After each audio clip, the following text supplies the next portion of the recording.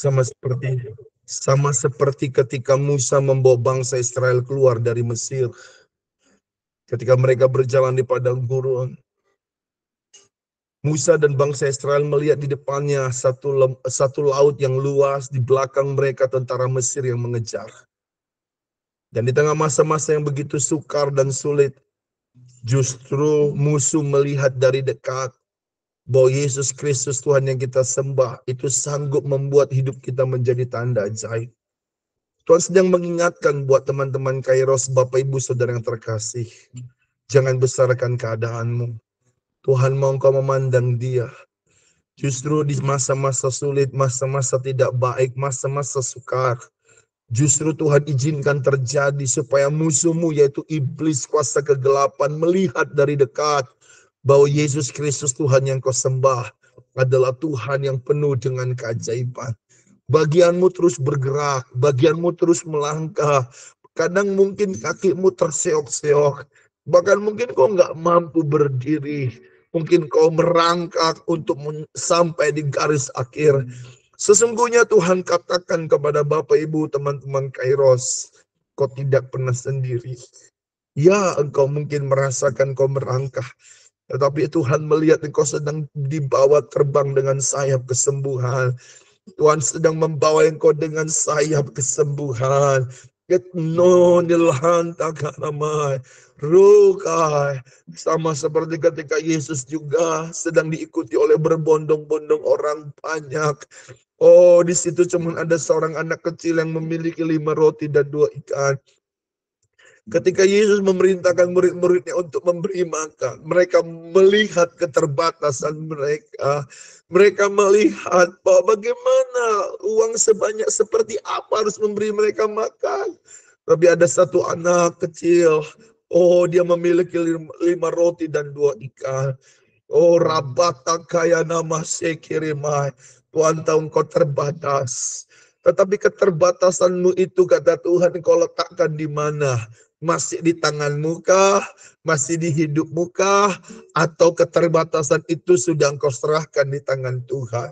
Tuhan katakan buat Bapak Ibu teman-teman Kairos, saat keterbatasanmu itu engkau serahkan kepada tangan Tuhan, di dalam tangan Tuhan, maka 5 roti 2 ikan Tuhan bisa beri makan 5.000 orang.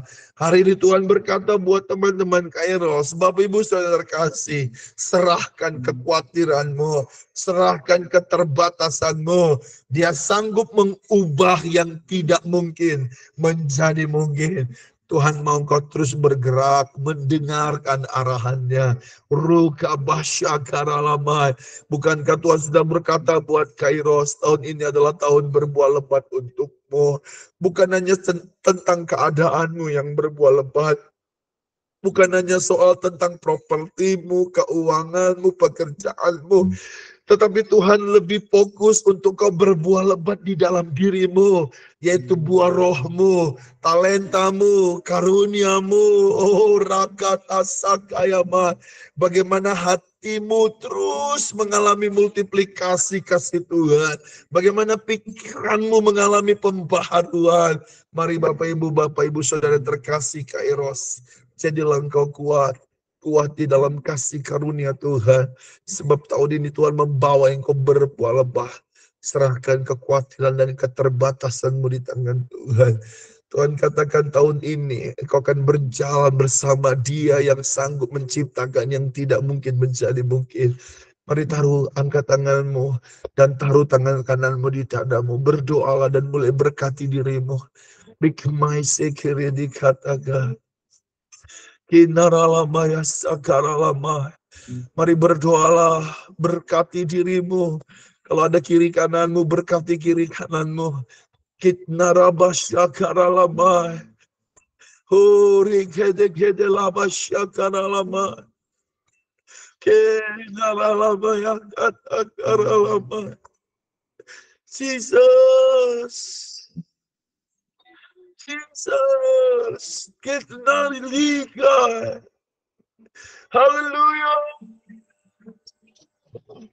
Kinaralama shekerene katakan. Ya Tuhan. Berikan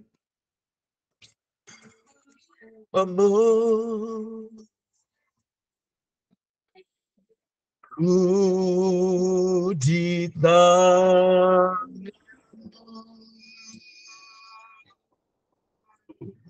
ku di hatimu, di pikiranmu, rencanamu tak berlaku sendiri.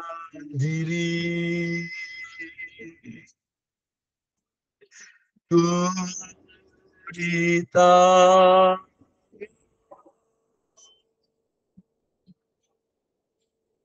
ku di hatimu, di pikiranmu, di rencanamu, tak pernah ditinggalkan. Mari katakan sekali lagi sebagai doamu. Ku di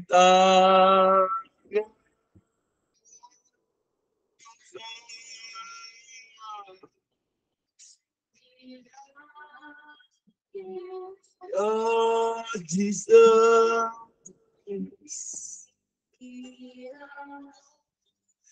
Di rencanamu tak pernah ku sendiri. Ku di tanganmu.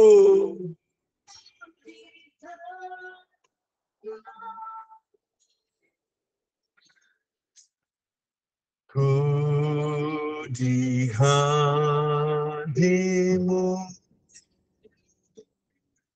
di pikiranmu, di rencanamu, tak pernah ku sendiri.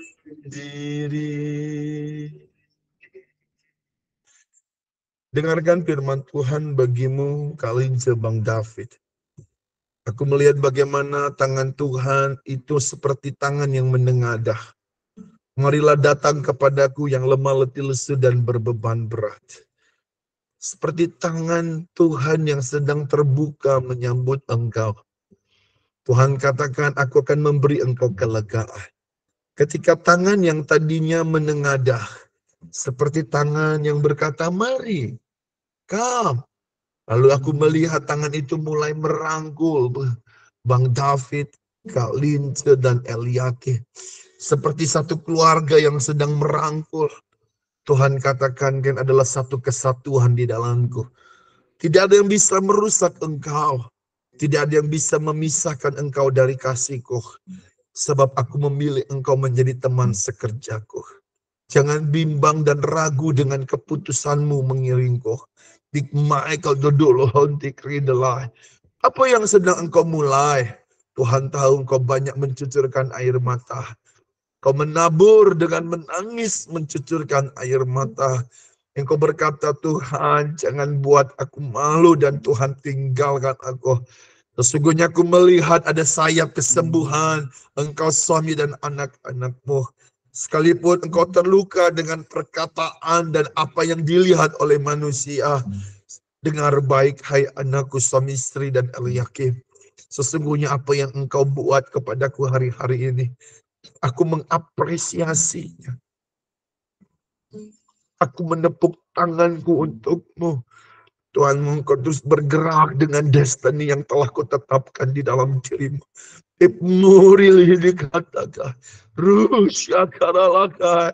Aku melihat ada satu seperti api yang membakarmu. Ignairlani kurunuka. Seperti yang kau disegarkan kembali. Untuk kau melangkah jauh lebih jauh lagi. Untuk kau mengiring Kristus Yesus. Kalian Bang David Eliakim. Di Madelon di Keramah. Bersiaplah untuk kau melihat sebuah musim yang baru. Terobos demi terobosan terjadi. Aku melihat ada 3 pintu gerbang yang terbuka. Aku melihat 3 pintu gerbang ini bicara pemulihan, kehidupan, kehormatan, pemulihan, kehidupan, kehormatan. Itu Tuhan terobos dan Tuhan buka untukmu. Bahkan dalam 1 tahun itu, 3 pintu itu engkau akan alami. Dikmaiku dulu dikantakai. Tuhan memberkati engkau di dalam nama Tuhan Yesus Kristus. Bagi muka Marta, tetaplah engkau bertekun di dalam roh dan penyembahan.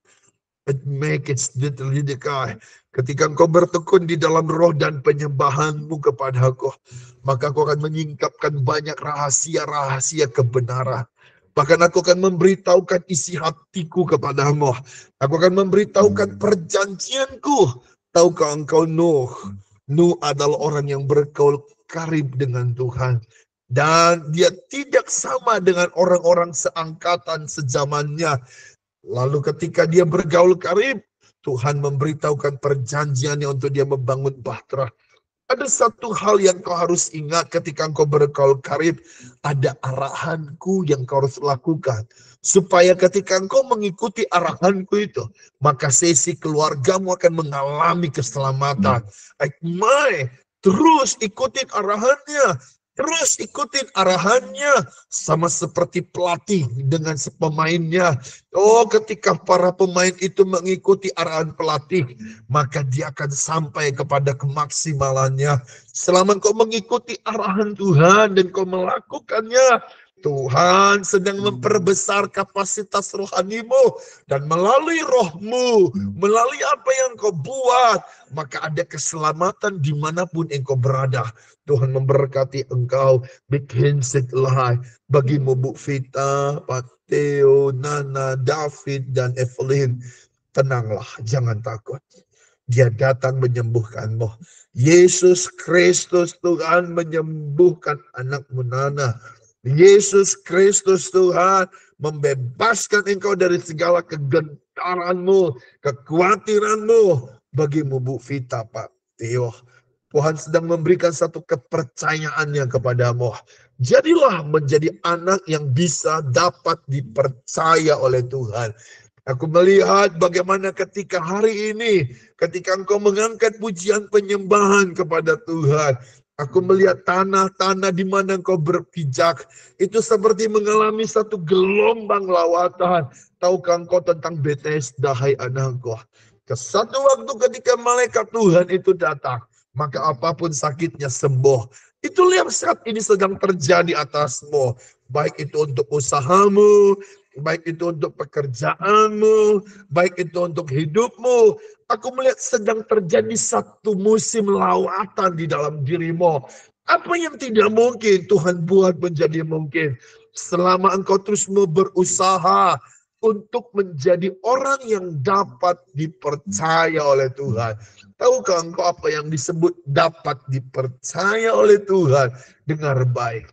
Ketika Tuhan menaruh satu hati untuk kau bersyukur, untuk kau bersuka cita, untuk engkau tetap mengiring Tuhan, ketika engkau dapat dipercaya, engkau membawa hati menyembah, hati bersyukur, maka Tuhan akan membawa engkau kepada satu musim supranatural.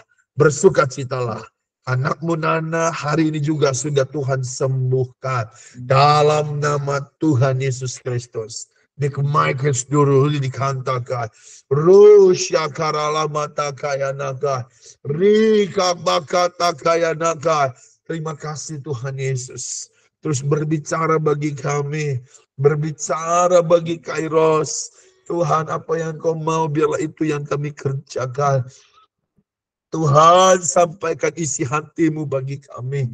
Sebentar kami akan dengarkan isi hatimu. Kami akan mendengarkan pernyataan-pernyataan rohmu. Kami rindu ibadah Kairos Zoom ini diisi oleh apa yang kau katakan. Sekalipun kami berbeda tempat, kami tidak bisa bersentuhan. Tetapi kami menyadari oleh kasih Tuhanlah kami bisa bersatu. Oleh realita Tuhanlah yang membuat kami bisa bersatu. Terima kasih Roh Kudus. Berbicaralah buat kami pada malam ini. sebab hati kami siap untuk dengar firman-Mu dan pernyataan-pernyataan Roh-Mu. Di dalam nama Tuhan Yesus Kristus, yang rindu semakin diberkati lebih lagi, sama-sama kita katakan, amin. Haleluya, haleluya, haleluya. Saya percaya malam ini Bapak Ibu semua yang hadir, wow ini sudah rame, puji Tuhan. Saya percaya semua kita yang hadir siap untuk dilawat oleh Tuhan. Sebelum kita dengar firman Tuhan, mungkin ada beberapa kita yang dipercayakan Tuhan, yang meraih. Mari buka mic-nya biar kita sama-sama bisa mendengar apa yang Tuhan katakan. Saya silakan, Tuhan memberkati. Ya, tadi dipercayakan Tuhan satu hal ya, hamba Tuhan Pak Augi itu ada di lapangan yang luas. Kemudian di lapangan itu ada matahari ya, matahari waktu itu terik di penglihatan itu ya, matahari itu terik. Kemudian dia meniupkan apa itu seperti trompet, apa itu namanya? Aduh, ya susah nyebutnya. Nah, kemudian banyak orang datang berlarian dari ujung ke ujung, datang berlarian ke hadapan hamba Tuhan ini untuk meminta mendengar suara Tuhan yang akan dilepaskan dari dia. Nah, ketika itu matahari itu berubah menjadi putih, jadi nggak kepanasan orangnya, berubah menjadi putih seperti apa ya, kayak embun begitu ya. Nah, begitu cuaca di situ waktu itu. Itu aja, Tuhan Yesus memberkati. Puji Tuhan. Tadinya saya mau tiup ini. Nggak tahu bagaimana, saya nggak mampu berdiri, nggak saya ambil. Tapi saya bilang dengan iman, saya dengar suara shofar di Kairos ini. Jadi shofar ini adalah alat yang Alkitabiah yang ditulis dalam kitab suci. Bagaimana setiap orang berperang, bangsa Israel ketika mereka meniup shofar ini menandakan ada intervensi Tuhan di situ. Itu dia. Jadi ketika saya nggak bunyikan ini, tapi ternyata didengar sama Kak Marta, itu sudah berbunyi. Saya percaya 2023 kita akan terus melihat kemenangan demi kemenangan. Karena selalu ada intervensi Tuhan dalam setiap kehidupan kita. Amin. Haleluya, ada sukacita. Haleluya. Saya percaya ada sukacita Tuhan mengalir buat Kairos. Ada lagi yang Tuhan percayakan? Ya, yang saya lihat tadi ada satu orang yang posisi meringkuk di dalam kotak gitu ya. Jadi kotaknya ya karena kecil jadi dia dalam posisi seperti meringkuk seperti bayi gitu ya. Lalu setelah itu saya lihat orang itu keluarnya bukan keluar dari kotak tapi tahu-tahu keluar dari sungai gitu ya. Dia mungkin hari-hari ini Kairos merasa seperti dalam posisi yang terjepit, terhimpit, tapi nggak mampu untuk keluar dari kotak itu gitu ya. Jadi hanya Tuhan saja yang bisa melepaskan. Terobosan itu terjadi oleh karena tangan Tuhan, bukan karena tangan atau kekuatan kita, dan itu yang bisa melepaskan kita itu dari kotak itu ya Tuhan sendiri gitu.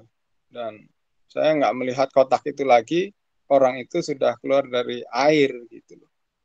Seperti kayak posisi habis dibaptis gitu mungkin ya. Dan semenjak tadi saya siapkan firman sama penyembahan itu tadi saya diganggu sama satu lalat. Jadi tadi saya sempat matiin kamera nyari raket lalat itu loh. Nah, tapi puji Tuhan tadi sempat saya tengking-tengking tuh lalat. Tapi puji Tuhan pas waktu Kak Marta tadi menyampaikan penglihatannya, lalatnya tahu-tahu ada di sebelah kiri saya bisa matiin pakai raket. Biasanya saya kan tangan kanan, tapi puji Tuhan pakai tangan kiri bisa. Ya itu aja, puji Tuhan. Puji Tuhan, terima kasih Pak Risto. Yang pertama tadi Pak Risto berpenglihatan bahwa posisi yang terjepit, ada intervensi tangan Tuhan yang membuat kita keluar dari tekanan itu. Terus Pak Risto berkata bahwa seperti orang itu keluar dari kotak dalam air ya. Saya tiba-tiba melihat itu tentang Musa. Bagaimana sebuah saentero Mesir mengeluarkan sebuah maklumat bahwa anak di bawah 2 tahun itu dibunuh. Tapi Musa itu artinya kan yang diambil dari air. Dan saya berdoa di masa-masa yang sepertinya kita mengalami masa-masa yang gak ada jalan keluar.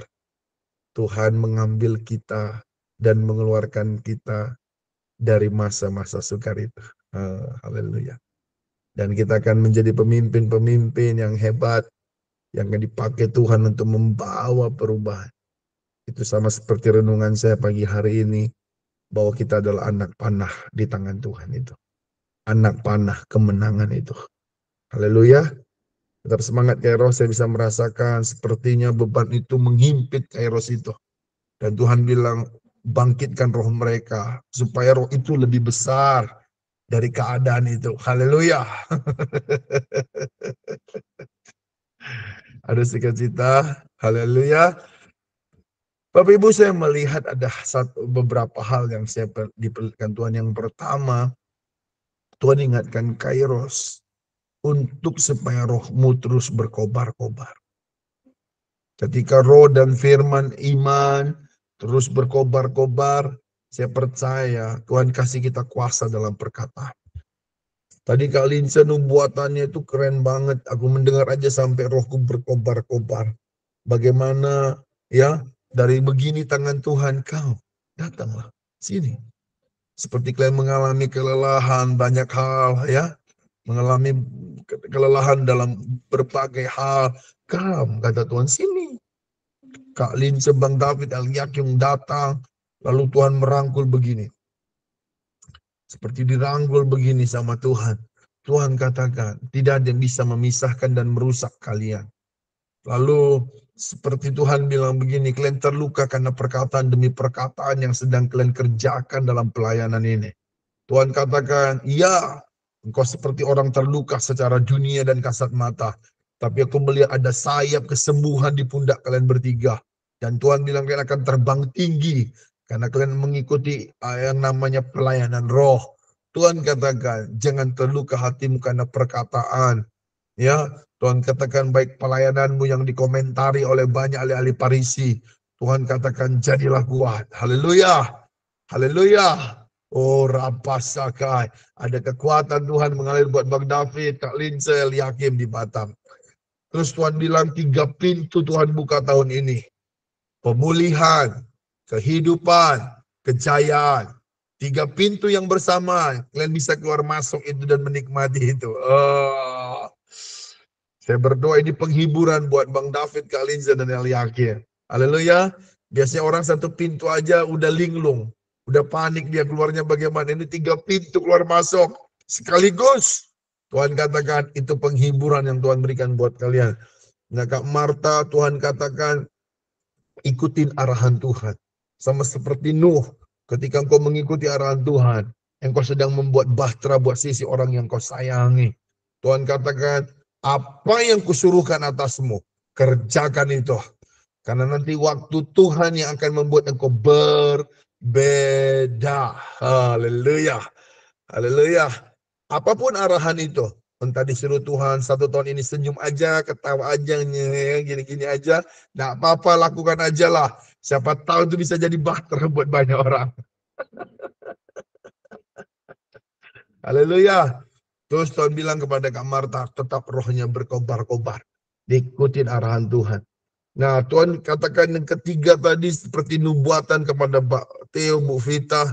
Tuhan kasih tahu bahwa hambaku, aku mau rohmu yang berkobar-kobar. Jangan besarkan keadaan. Tuhan katakan jangan pernah kau mencintai apapun di dunia ini. Karena firman Tuhan berkata, di mana hartamu berada, di situ hatimu berada. Awas, kata Tuhan. Jangan taruh hatimu. Taruhlah hatimu kepada Yesus Kristus Tuhan. Aku melihat seperti kalian itu berjalan di kiri kanan sepertinya angin, ribut angin, topan angin, puting beliung. Tapi kalian jalan di tengah-tengah itu. Sehingga angin itu tidak mengenakan kalian. Jadi kalian jalan aja seperti ada tembok perlindungan. Ada tembok pemagaran Tuhan. Dan Tuhan katakan kepada Pak Theo dan Bu Vita, ingat istri Lot, kata Tuhan. Ingat istri Lot. Jangan lagi toleh ke belakang. Jangan ingat-ingat yang dahulu. Jangan korek-korek cerita masa lalu. Tuhan mau engkau terus berlari mengejar hadir Tuhan. Haleluya. Karena ketika nanti ibu bapak melihat ke belakang, makin dekat angin itu. Lebih bagus pandang Tuhan saja. Supaya anginnya aja. Supaya angin yang melihat kita. Angin atau musuh melihat keluarga Pak Theo, Bu Vita, Evelyn, Nana, David, dan suami cucunya ibu bapak. Musuh itu yang melihat dari dekat. Bahwa kalian adalah orang yang dijagai Tuhan. Haleluya. Jadi ingat istri Lot. Jangan ingat-ingat yang dahulu lagi. Jangan korek-korek. Haleluya. Yang perlu kita ingat cuma janji dan janji dan janji Tuhan. Haleluya. Terus yang keempat Tuhan bilang sama Bu Apri, udah sukacita ya Bu di Manado ya. Tuhan memberkati, nggak ada perbedaan Manado. Saya tadi nggak sebut Manado karena tadi cuma 5 orang yang hadir. Tiba-tiba udah rame aja nih. Begitu. Haleluya. Kita usahakan kita on time supaya kita langsung dilawat Tuhan kita, ya kan? Nah, Bu Apri Tuhan bilang bersukacitalah. Tuhan katakan sekalipun kau di Manado, tetap ambil bagian untuk menyenangkan hati Tuhan. Tuhan katakan melayani di Manado, Bu. Melayani, ambil bagian pekerjaan Tuhan. Tuhan katakan banyak jiwa-jiwa di sana. Jangan bawa keadaanmu, kalau engkau bawa keadaanmu kau terpenjara. Tapi kalau kau bawa roh Tuhan itu seperti kau bicara di Kairos, engkau bisa berpenglihatan di Kairos, engkau bisa menyembah di Kairos, bawa itu di tempat di mana engkau berada. Supaya apa? Supaya mereka bisa merasakan kasih Tuhan dari hidupmu. Haleluya. Karena Tuhan katakan Tuhan akan pakai kelemahanmu, Tuhan akan pakai persoalanmu untuk menguatkan orang-orang yang mengalami kesulitan di sana. Haleluya. Jadi Tuhan bilang, jangan bawa lagi perasaan keadaanmu. Engkau adalah orang yang sudah dimerdekakan. Amin. Aku melihat di tengah pelayanan orang tuanya, Bu Apri, banyak juga rumah tangga yang hampir mau hancur-hancuran begitu. Jadi, bawa hati mengampunimu itu. Bawa hati mengasihi Tuhanmu itu. Haleluya. Tuhan bilang menangkan jiwa-jiwa di sana dengan hatimu yang koyak ini, yang koyak, yang apa namanya ya? Yang apa tadi aku bilang? Yang kayak hati yang hancur itu. Hati yang sudah apa Remuk. namanya enggak terluka. Remuk, remuk. Mau bilang remuknya aku. Susah kali mencari kata itu. Hati yang remuk. Bawa hati yang remuk itu. Supaya apa? Ketika engkau berdoa dan berkata-kata, ada kuasa penciptaan. Itu yang pertama. Yang kedua, Bu Apri, bangkitkan rohmu. Semangat. Haleluya. Gak ada perbedaan Serpong dengan Manado. Yang penting Tuhan tahu alamatmu dan nomor rekeningmu. Itu saja. Haleluya. Haleluya. Gak penting kami tahu alamat ibu di Manado. Yang penting Tuhan tahu alamatmu di Manado. Haleluya. Ya kan? Haleluya. Tuhan bilang tetap semangat. Terus Tuhan bilang juga buat Bu Christine. Bu Christine, Seperti ada tangan yang menekan Bu Christine begini. Saya lihat tangan kuasa kegelapan. Tuhan bilang bangkit nak, berperang, berperang, berperang. Aku melihat seperti tangan hitam itu mulai lagi menghimpit. Tuhan katakan, ayo bangkitkan rohnya. Ya, biarlah roh Ibu Kristen tetap menyala-nyala. Karena ketika rohmu besar, ketika engkau melihat Tuhan lebih besar dari keadaanmu, maka itu yang Tuhan akan kerjakan. Pak Risto dan Bu Rachel, anak-anak, Tuhan bilang kepada Pak Risto, Bu Rachel, seperti aku melihat ada awan hitam, tapi di balik awan hitam itu ada pelangi. Tuhan bilang, sekalipun hari-hari ini kau sedang mengalami banyak perendaman, perenungan, ya, air mata, tapi di balik susahmu, di balik duka citamu, ada janji Tuhan yang besar yang Tuhan sedang siapkan dalam hidupmu. Tetap setia, tetap semangat. Pak Hendra, Bu Pipin, kalau Pak Hendra, Bu Pipin mendengar ini, saya berdoa seperti Tuhan perlihatkan Pak Hendra dan Bu Pipin. Aku melihat bagaimana seperti kalian dikasih satu rantai, diikat sama Tuhan, Pak Hendra sama Bu Pipin. Dan Tuhan katakan bahwa aku selalu mengikat kalian dan tidak ada yang dapat memisahkan kalian dari kasihku. Apapun yang terjadi atas rumah tangga Bapak dan Ibu, ingatlah bahwa Yesus ada di tengah-tengah keluarga Bapak dan Ibu. Berdoalah bagi 2 anakmu dan 1 cucumu. Jadilah pendoa buat mereka. Tuhan mengasihi Bapak dan Ibu. Amin, Pak Pendeta. Evelyn, amin. Evelyn, ya Pak Hendra tetap semangat ya Pak En. Tuhan katakan Pak Hendra bangkit ya Pak En. Evelyn, pertajam mata rohanimu Evelyn. Ada yang Tuhan mau sampaikan kepadamu, yaitu rahasia hatinya. Ya, Tuhan katakan ketika engkau mengalami realita Tuhan, kau akan melihat hari-harimu. Tuhan akan terus ciptakan nasib mujur, keberuntungan dalam hidupmu. Jadi pendoa buat papi mami, buat koko dan adikmu, buat koko, buat cicimu. Jadi pendoa buat mereka. Ya, di sela-sela kau bekerja, jadilah pendoa bagi mereka. Ini aja yang saya bisa sampaikan kepada Bapak Ibu. Saya serahkan kepada hambanya, Pak Risto yang melayani. Tuhan memberkati.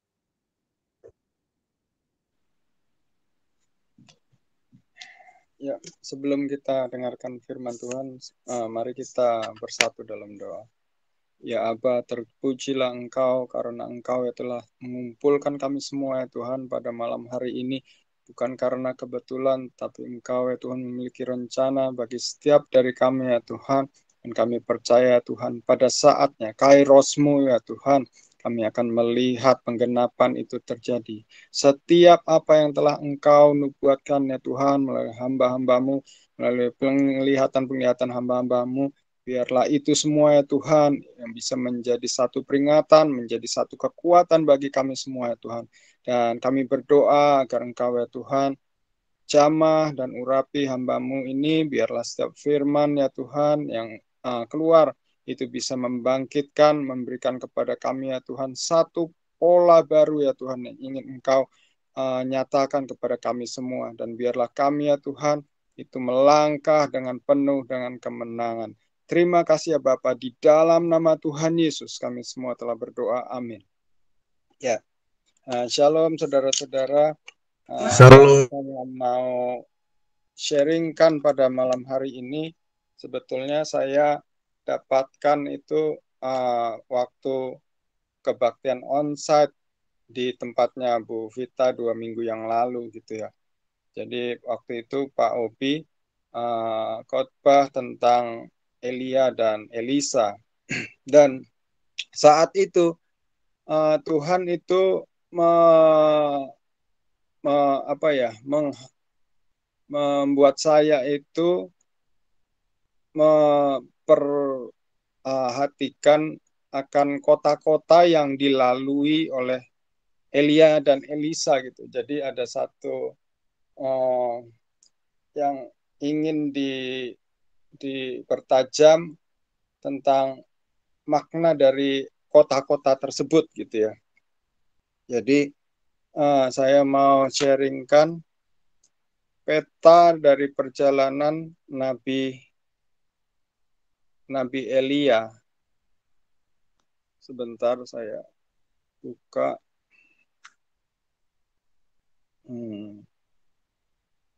Bentar. Jadi Nabi Elia itu di dalam pelayanannya ada beberapa tempat yang dia kunjungi, dan dia itu melakukan selama pelayanannya itu ada 11 perjalanan gitu ya. Dan ini bisa kita lihat dari petanya ini. Jadi ada dari nomor 1 ini, dan yang terakhir itu 11 ya, 11 ke sini ya. Nah, kita bisa lihat kalau yang kita mau fokuskan di sini adalah perjalanan Nabi Elia dan juga Elisa itu di 4 kota, yaitu di sini di Gilgal, terus setelah Gilgal Betel, dari Betel itu ke Yeriko, Yeriko di sini, dan ini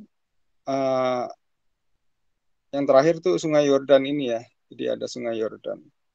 Jadi ada 4 tempat itu ya.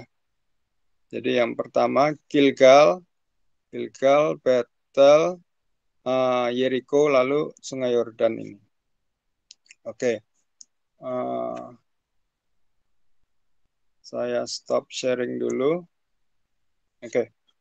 Jadi kalau kita baca di 2 Raja-Raja 2, kisahnya waktu itu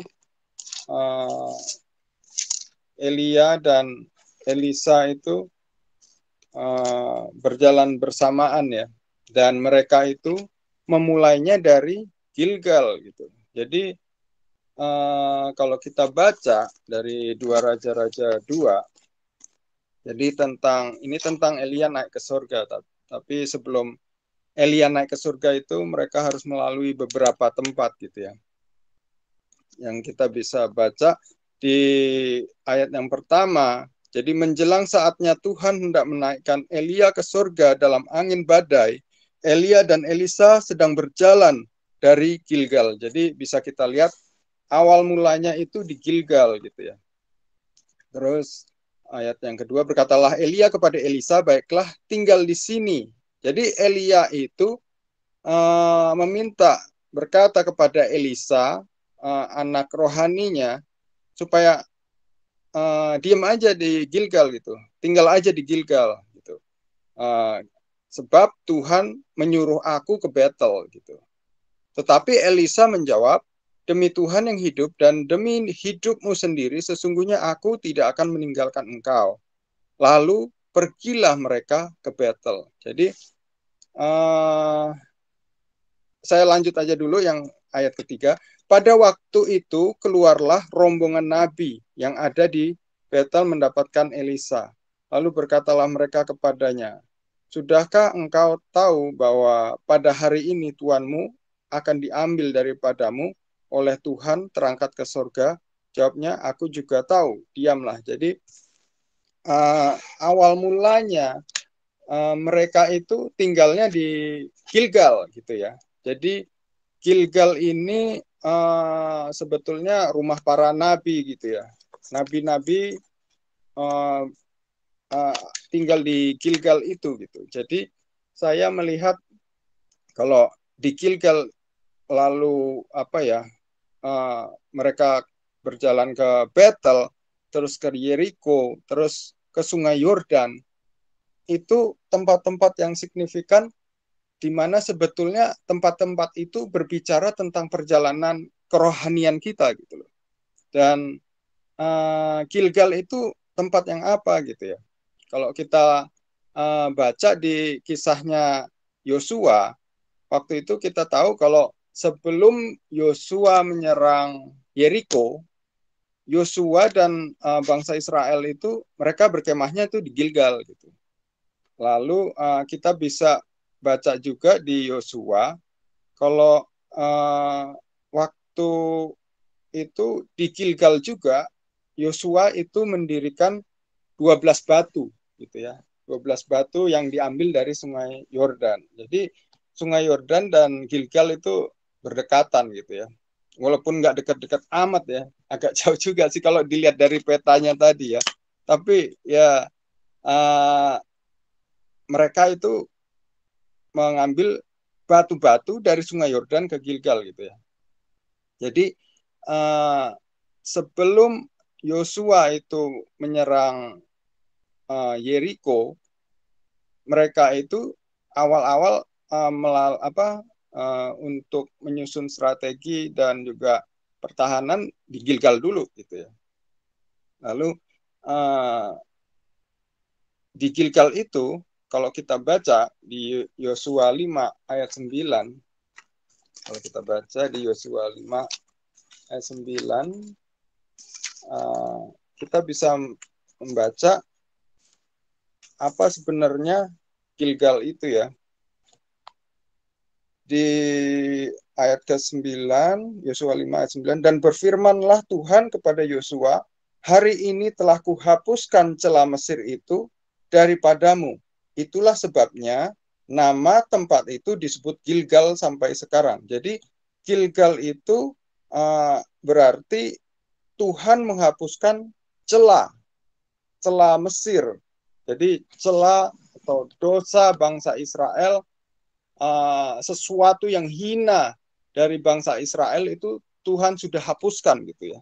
Jadi ini bicara tentang keselamatan ya, di mana keselamatan itu adalah satu tindakan proaktif dari Tuhan, bukan manusia, karena manusia itu nggak bisa untuk menyelamatkan dirinya. Jadi di Gilgal ini kita melihat satu tindakan proaktif Tuhan, di mana Tuhan itu menghapus celah bangsa Israel, gitu ya. Dan jadi kalau kita lihat secara perjalanan rohani, jadi saya melihat perjalanan rohani dari Elia dan Elisa ini juga teraplikasi juga, bisa terlihat juga di dalam kehidupan perjalanan rohani kita gitu ya. Jadi awal mula kita di Gilgal gitu ya. Di Gilgal kita mengalami satu keselamatan di mana Tuhan menghapuskan dosa kita gitu ya. Dan kalau orang Kristen sudah diselamatkan, sudah dibaptis gitu ya, sudah mendapatkan satu jaminan dari Tuhan, ada satu bahayanya. Bahayanya adalah Gilgal itu bisa jadi satu tempat yang begitu aman dan nyaman bagi kita gitu. Gilgal itu bisa menjadi satu perangkap. Gilgal itu bisa jadi satu comfort zone bagi kita gitu. Jadi kalau kita tetap berada di Gilgal bersama, kalau Elisa itu tetap berada di Gilgal bersama para nabi-nabi, dia itu tidak akan pernah bisa berkembang. Dia itu tidak akan pernah bisa mengalami terobosan-terobosan gitu ya. Maaf, ternyata kameranya ketutup ya. Oke. Terus jadi tadi itu ada satu perangkap gitu ya sebetulnya di Gilgal itu. Iya benar, di Gilgal kita mengalami satu satu keselamatan. Jadi ada dosa yang dihapuskan. Tapi kalau kita kelamaan di tempat itu, kalau kita kelamaan bersama di tempat yang kita merasa nyaman bersama dengan para orang-orang percaya, di tempat yang kita sudah kenal gitu ya, itu bisa menjadi perangkap, menjadi comfort zone bagi kita gitu. Tetapi Elisa membuat satu keputusan. Elia sebetulnya udah bilang tinggal aja di Gilgal gitu, tapi Elisa nggak mau. Elisa tetap mau berjalan bersama dengan Elia, sehingga dia itu keluar dari comfort zone-nya dan dia itu mengalami satu terobosan gitu ya. Terobosan itu tidak akan pernah terjadi kalau kita tetap berada di satu tempat gitu ya. Kita tidak mau keluar dari tempat yang kita terlalu familiar gitu ya. Semuanya itu udah kita kenal, kita tahu, kita jalani. kalau kita mau naik level harus keluar gitu ya. Jadi di sini kita lihat Elia itu memilih untuk keluar dari Gilgal. Kemana keluarnya? Kalau kita baca dari 2 Raja 2 ayat yang kedua, kita bisa lihat kalau mereka itu Elia bilang Tuhan menyuruh Elia ke Betel gitu. Dan itu ayat kedua. Lalu nah, di ayat yang keempat saya mau baca, berkatalah Elia kepadanya, "Hai Elisa, baiklah tinggal di sini sebab Tuhan menyuruh aku ke Yeriko." Gitu ya. Dan nah ini kembali ya. Jadi habis dari Gilgal, di Gilgal Elia bilang ke Elisa tinggal aja di Gilgal. Terus setelah nyampe di Betel, Elia kembali lagi bilang ke Elisa tinggal aja di Betel gitu loh. Dan kalau saya lihat Betel ini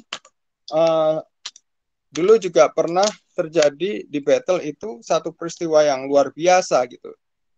Kalau kita lihat sejarahnya waktu itu Yakub itu juga mengalami satu peristiwa yang luar biasa di Betel, di mana dia itu melihat waktu dia lari dari rumah ayahnya dan ibunya. Jadi ini kembali nih, kalau si Elisa itu nggak mau tinggal di Gilgal, dia mau keluar dari comfort zone-nya ke Betel. Sebetulnya Yakub juga melakukan hal yang sama seperti Elisa. Yakub itu keluar dari comfort zone-nya, dari rumah bapak dan ibunya. Dia itu keluar dari comfort zone-nya dan sama-sama ke tempat yang sama seperti Elisa dan Elia, yaitu ke Betel. Jadi tujuannya sama itu, keluarnya ke tempat yang sama, ke Betel gitu. Baik Elia, Elisa maupun Yakub. Dan pada waktu Yakub itu keluar dari rumahnya itu kan karena terpaksa. Tapi ketika dia keluar dari comfort zone-nya, ternyata apa? Tuhan itu menjumpai Yakub di Betel itu gitu. Dan kalau kita lihat dari saat itu dia melihat satu perjumpaan dan diubahkan oleh Tuhan, dan dia melihat ada kemuliaan Tuhan, ada bahkan dia juga bukan hanya mendapat mimpi melihat malaikat gitu ya, tapi dia juga menerima satu janji dari Tuhan, perkataan dari Tuhan, kalau Tuhan akan menyertai dan memberkati Yakub gitu ya. Jadi di Betel ini kita bisa melihat bahwa ada satu usaha proaktif dari Tuhan untuk menjangkau manusia gitu ya. Jadi Yakub itu tujuannya cuma hanya lari gitu. Dia nggak nyari Tuhan. Dia ke Betel nggak nyari Tuhan. Dia ke Betel itu cuma karena lari dari masalah gitu ya. Tapi disinilah ketika kita berada dalam masalah, ternyata Tuhan itu begitu peduli gitu ya. Tuhan itu begitu maha hadir sehingga dia mau untuk menampakkan dirinya, bahkan menyatakan akan janji-janjinya kepada Yakub gitu ya. Jadi Tuhan itu yang berinisiatif untuk menyatakan dirinya kepada manusia. Kalau kita lihat Betel itu kalau dari bahasa Ibraninya itu berasal dari kata Beth sama El, yang artinya Beth itu rumah, terus El itu Tuhan gitu ya. Dan seperti yang kita baca di Yakub itu kita bisa lihat ternyata di Betel itu memang ya ada kehadiran Tuhan di situ ya. Makanya disebut Beth itu rumah, terus El Tuhan ya, rumah Tuhan. Jadi setelah Yakub mengalami perjumpaan pribadi dengan Tuhan, yang dia lakukan adalah uniknya dia nggak bangun mesbah, tapi yang dia lakukan adalah membangun tugu gitu ya. Jadi yang batu yang dia buat untuk tidur yang menopang kepalanya itu dia dirikan, dibuat satu tugu, dan dia minyaki gitu ya. Dia urapi batu itu. Nah, tapi kalau kita baca lagi sejarahnya, ternyata Tuhan menampakkan dirinya kepada manusia, menyatakan dirinya kepada manusia di battle itu nggak cuman sekali aja pas waktu Yakub. Ternyata sebelumnya nenek moyangnya Yakub, kakeknya Yakub, Abraham itu juga pernah gitu ya, apa bertemu dengan Tuhan itu di battle juga. Jadi waktu itu Abraham sudah itu mendirikan satu mesbah di Bethel. Dan kalau kita coba lihat lagi di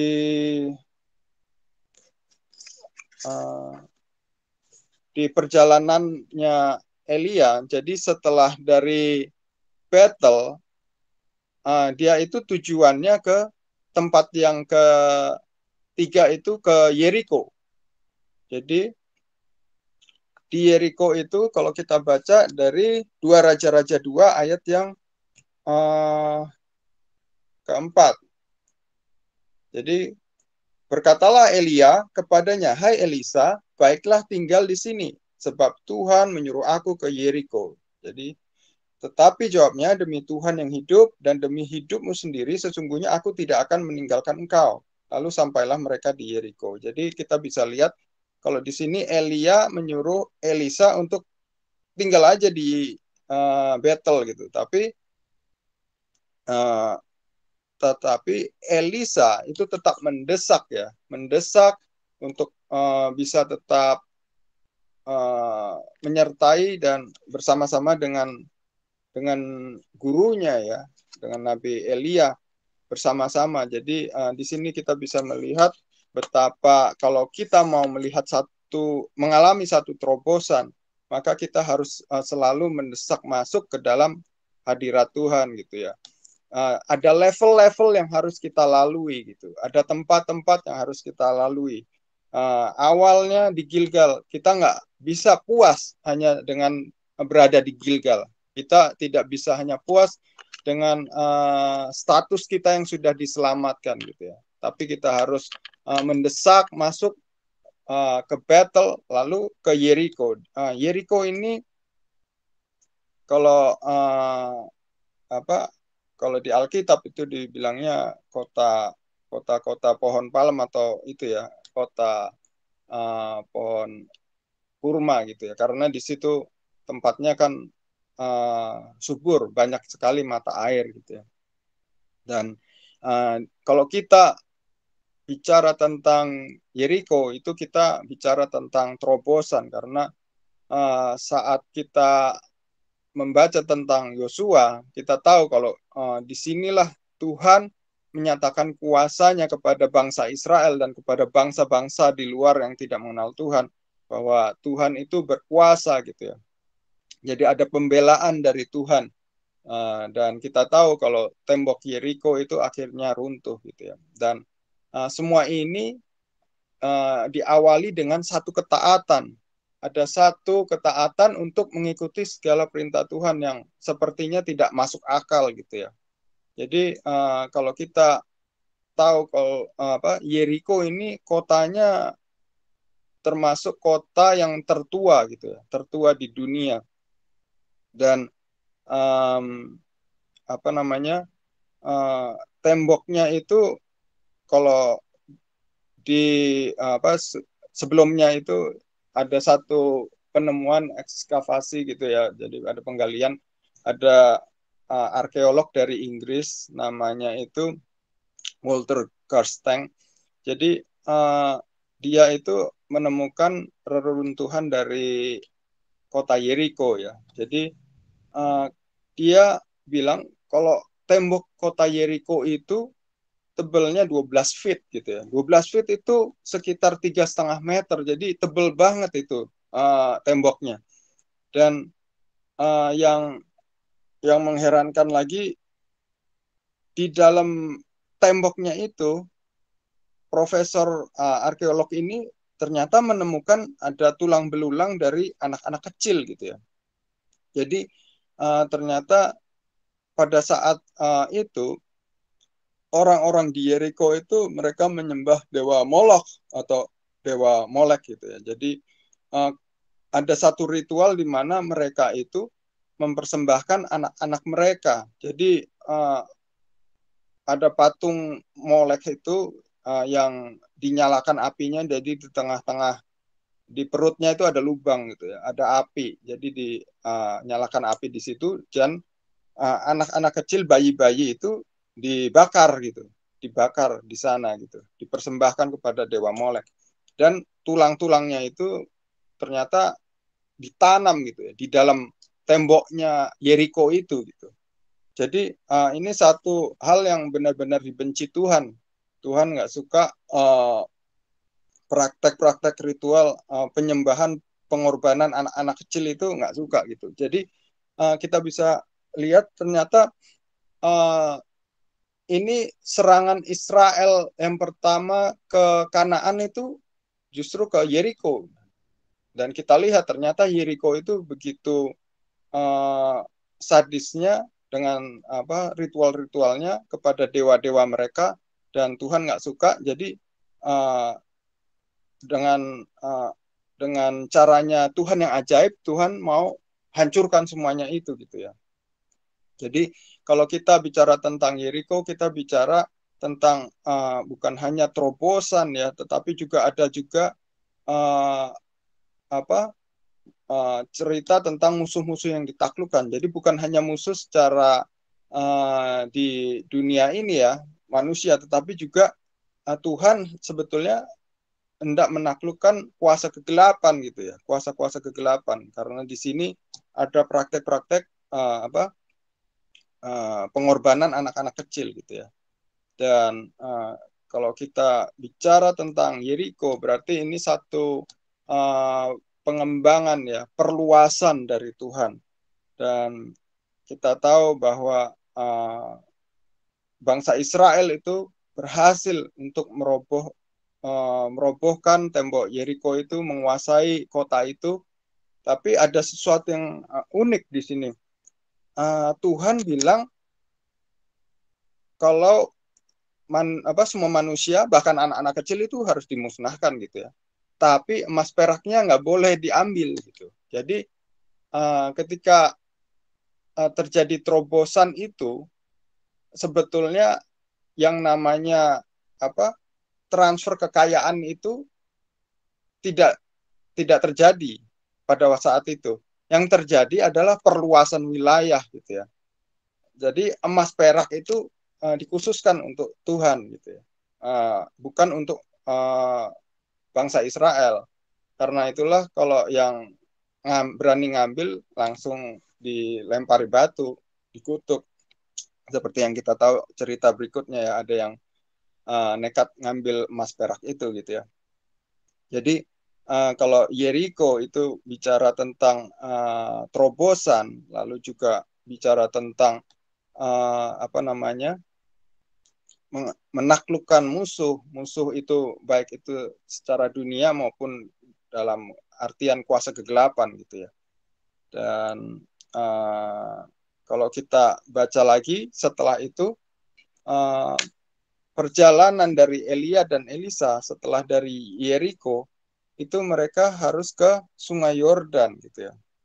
Kalau kita baca itu pada 2 Raja-Raja 2 ayat yang lanjut ke 5 dulu. Pada waktu itu mendekatlah rombongan nabi yang ada di Yeriko kepada Elisa serta berkata kepadanya, "Sudahkah engkau tahu bahwa pada hari ini tuanmu akan diambil daripadamu oleh Tuhan terangkat ke surga?" Jawabnya, "Aku juga tahu, diamlah." Berkatalah Elia kepadanya, "Baiklah, tinggal di sini." sebab Tuhan menyuruh aku ke sungai Yordan. Nah, kembali lagi ya, Elia itu menyuruh Elisa untuk tetap tinggal di Yeriko gitu ya. Dan dia kasih tahu juga Tuhan itu nyuruh ke sungai Yordan. Jadi ini adalah destinasi tujuan terakhir dari Elia dan Elisa gitu. Waktu Elisa disuruh untuk tetap tinggal di Yeriko, Elisa nggak mau. Dia tetap mendesak masuk. Dia tetap mengiringi gurunya dan saat inilah terobosan itu benar-benar terjadi ya pada diri Elisa. Dan kita bisa baca lagi kelanjutannya 2 Raja-Raja 2 ayat 6. Jawabnya, demi Tuhan yang hidup dan demi hidupmu sendiri, sesungguhnya aku tidak akan meninggalkan engkau. Lalu berjalanlah keduanya. Gitu ya. 50 orang dari rombongan Nabi itu ikut berjalan. Jadi ada 50 orang nabi-nabi ya. Tetapi mereka berdiri memandang dari jauh. Ketika keduanya berdiri di tepi sungai Yordan. Jadi mereka akhirnya sudah sampai di tepi sungai Yordan. Ayat yang ke-8, lalu Elia mengambil jubahnya, digulungnya, dipukulkannya ke atas air itu, maka terbagilah air itu ke sebelah sini dan ke sebelah sana, sehingga menyeberanglah keduanya dengan berjalan di tanah yang kering. Dan sesudah mereka sampai di seberang, berkatalah Elia kepada Elisa, mintalah apa yang hendak kulakukan kepadamu sebelum aku terangkat daripadamu. Jawab Elisa, biarlah kiranya aku mendapat 2 bagian dari rohmu. Jadi di sini kita melihat bahwa Elisa itu tidak puas dengan posisinya yang telah dia sudah lalui gitu ya. Dia nggak puas di Gilgal, dia tetap mendesak masuk untuk mencari akan hadirat Tuhan gitu ya.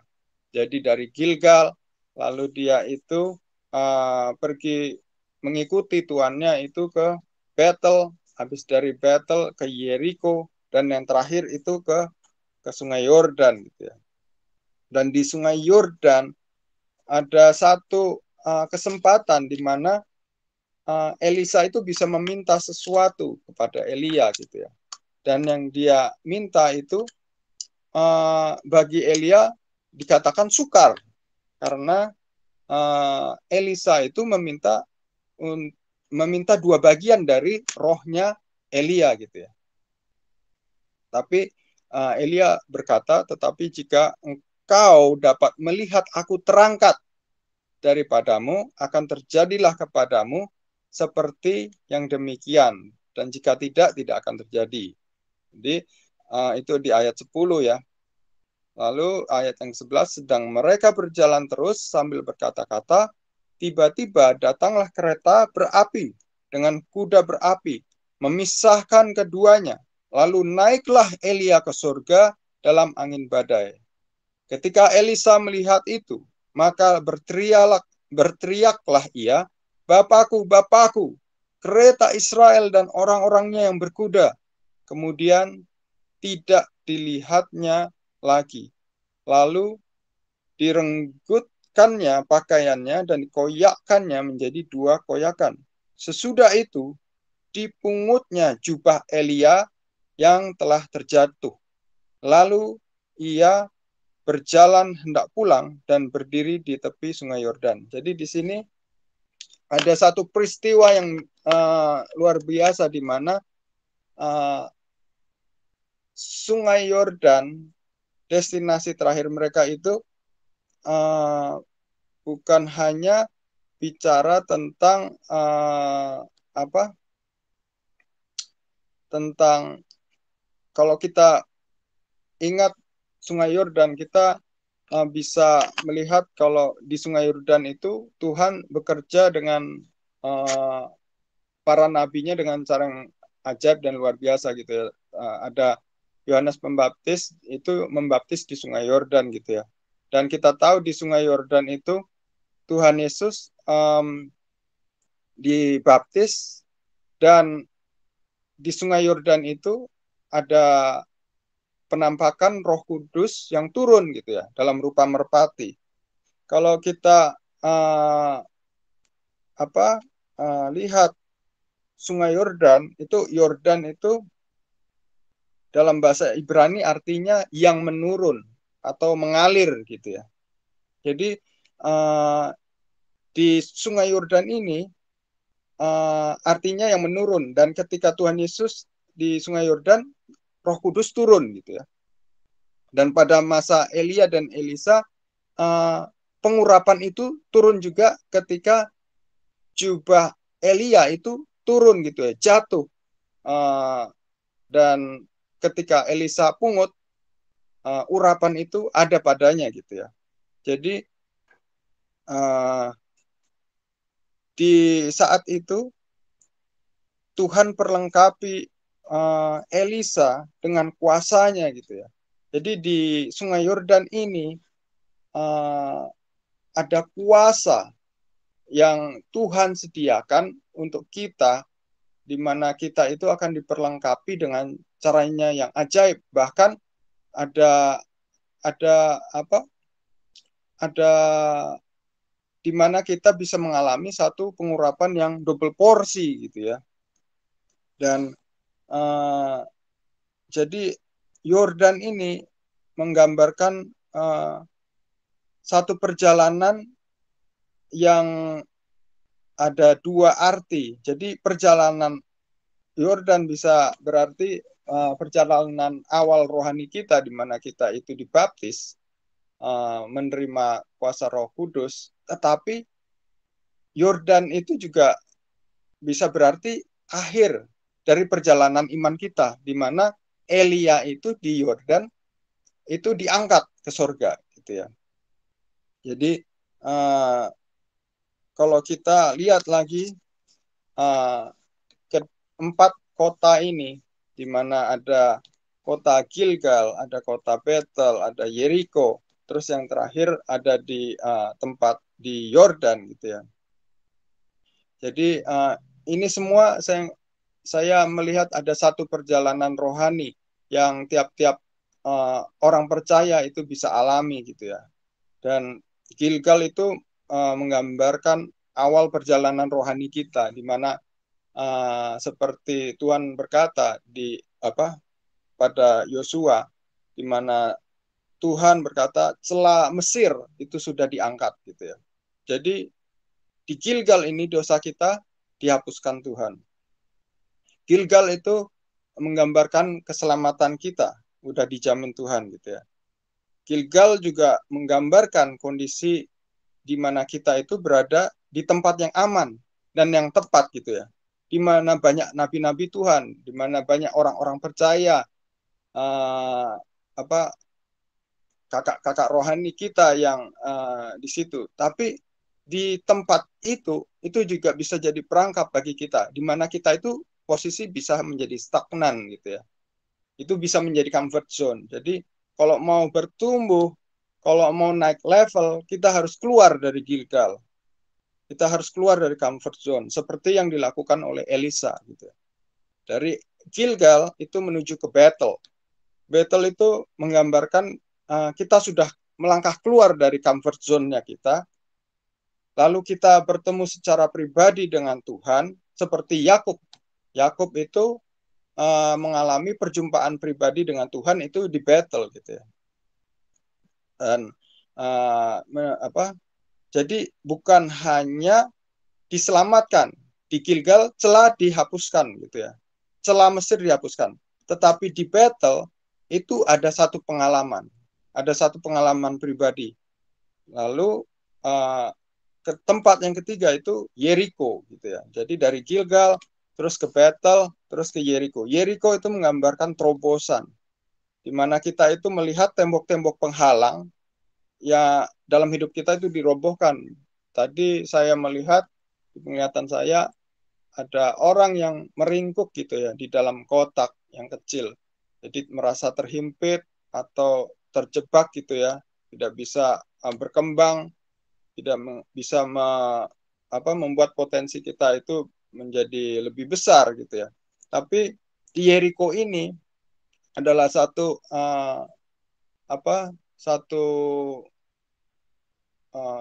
posisi di mana kita itu bisa mengalami satu terobosan gitu. Terobosan itu hanya bisa terjadi ketika kita itu selalu mendesak masuk ke dalam hadirat Tuhan, tidak puas di posisi atau di tempat yang kita semula gitu ya. Jadi di Yeriko ini wilayah kita diperluas gitu ya. Diperluas bukan hanya wilayah aja, tapi juga kapasitas gitu ya. Talenta kita itu Tuhan perluas, Tuhan perbesar. Tapi itu tidak bicara tentang tentang ekonomi, karena emas perak itu dikhususkan buat Tuhan gitu ya di Yeriko itu. Terus yang terakhir adalah Yordan. Yordan itu menggambarkan dua perjalanan rohani kita gitu ya.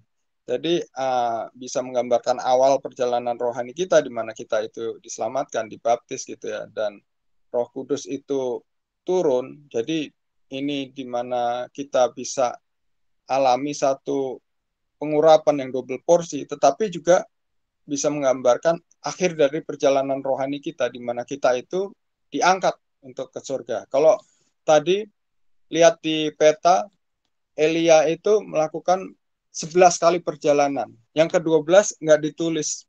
Yang ke-12 itu ke surga gitu ya. Jadi perjalanan yang terakhir itu tidak berhenti di Sungai Yordan. Yang terakhir itu ke surga gitu ya. Jadi kalau kita lihat perjalanan Elia dan Elisa ini itu bukan hanya berdampak kepada kerohanian seseorang, tapi juga berdampak juga ke aspek-aspek hal-hal yang lain gitu ya.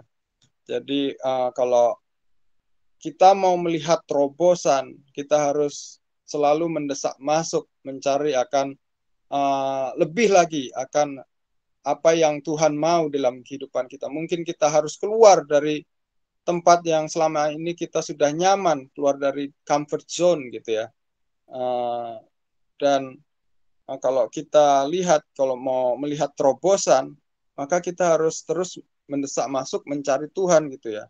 Dan kalau kita baca di Matius 6 ayat 33, bisa kita baca kalau tetapi carilah dahulu kerajaan Tuhan dan kebenarannya, maka semuanya itu akan ditambahkan kepadamu. Jadi kalau kita mau melihat satu peningkatan, kenaikan level, terobosan, itu kita harus mencari dahulu kerajaan Tuhan gitu ya. Seperti Elisa ini gitu.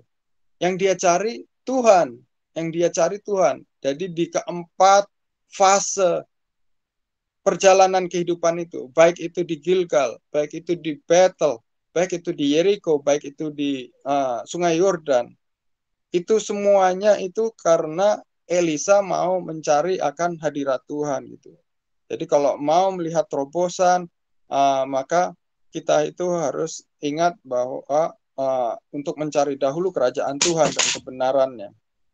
Jadi jangan puas hanya di satu posisi, jangan puas hanya di satu tempat ya.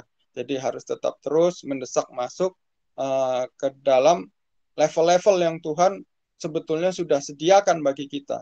Jadi kita itu diciptakan untuk melakukan perbuatan-perbuatan yang besar, bahkan yang lebih dari yang pernah dilakukan sebelumnya oleh pemimpin-pemimpin kita ataupun para nabi-nabi sebelum kita gitu ya.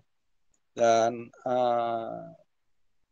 jadi saya tekankan lagi bahwa semuanya ini adalah perjalanan yang kita harus lalui. Perjalanan itu tergantung kita. Apakah kita mau stop atau mau lanjut gitu ya. Apa mau hanya puas di posisi saat ini atau mau masuk lagi, mendesak masuk ke dalam level-level yang lebih tinggi gitu ya. Dan kita bisa lihat dari Elisa, ketika Elisa itu tetap terus masuk berjalan, mendesak masuk ke dalam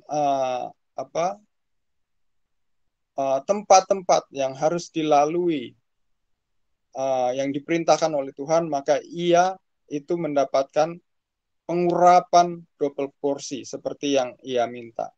Ya, saya berdoa agar melalui apa yang telah disampaikan ini, kita ini bisa menjadi umat pemenang, kita melihat terobosan-terobosan, dan apa yang kita mungkin alami saat ini, mungkin ada tembok-tembok penghalang, itu semua diruntuhkan di dalam nama Tuhan Yesus.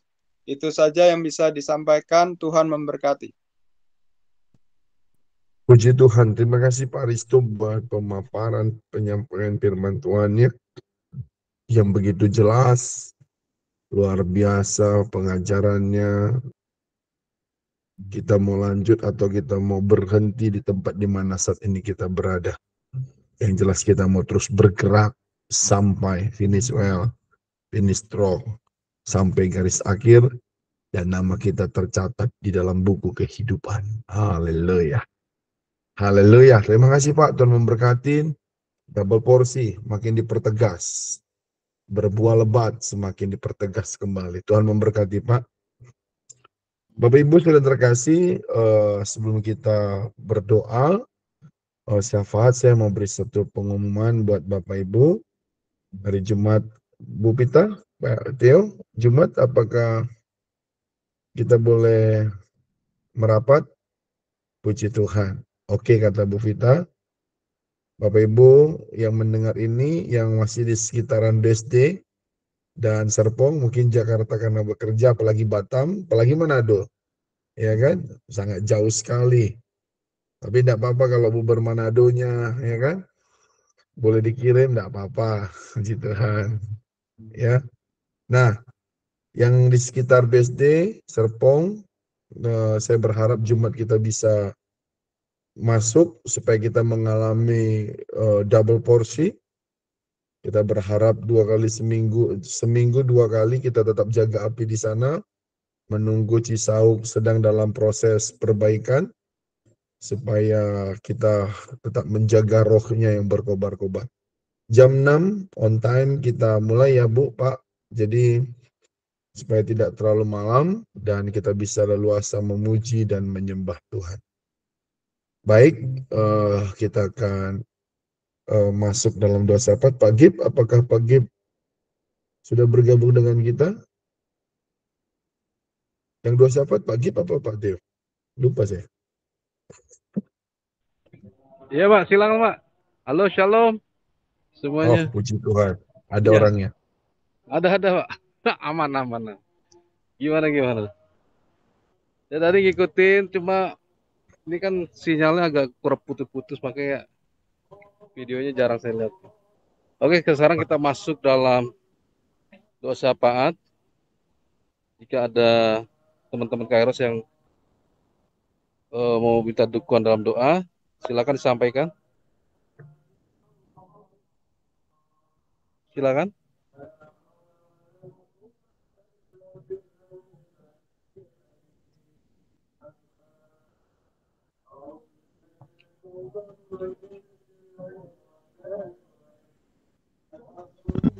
Apakah ada yang mau didoakan? Shalom, Pak Gep. Ya, Pak Hendra, gimana Pak Hendra? Ya, minta bantu doa. Ya, Buat sampai saya catat ya. Oke, ya. Silakan. Lagi mau rekrut karyawan nih, Gimana, Pak. Pak? Kenapa Bantu tuh dong, rekrut karyawan. Biar dapat karyawan yang tepat. Oke, karyawan ya. Oke. Kasih Pak Gep. Itu aja ya. Oke, siap. Karyawan Pak Hendra. Oke, lanjut yang lain.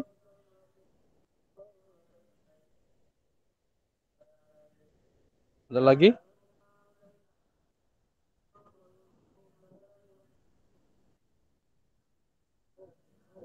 masih ada?